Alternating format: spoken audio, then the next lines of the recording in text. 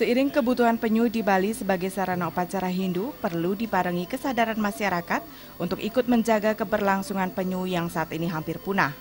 Apalagi keberadaan penyu menjadi perhatian dunia. Agar keberadaan penyu tetap terjaga dan kebutuhan upacara tetap tercukupi, Desa Serangan yang merupakan ikon Pulau Penyu konsisten melakukan konservasi dan perlindungan terhadap penyu. Bahkan saat ini, Turtle Conservation and Education Center atau TCC kerap kali menerima penyu-penyu yang secara tidak sengaja ditemukan di daerah perairan ataupun merawat telur penyu yang ditemukan masyarakat hingga menetas menjadi tukik.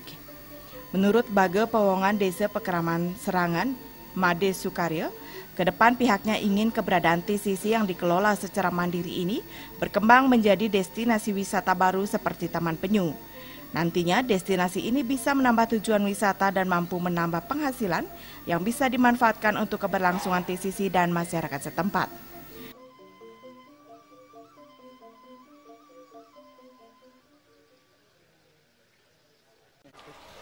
Kalau pelestarian di sini kan umumnya artinya kita tuh penetasan, terus pelestarian juga artinya memberi makan, perawatan seperti itu.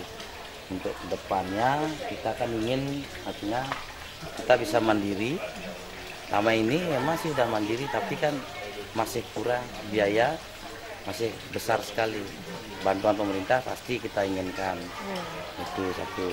Kedua, kita ingin merencanakan biar ikon penyu di Serangan tetap, dan ini juga bisa menjadi pemasukan bagi masyarakat, seperti membuat taman penyu tersendiri dan dibantu dari TTC lah, karena kita sudah mempunyai tim ahli dari TTC.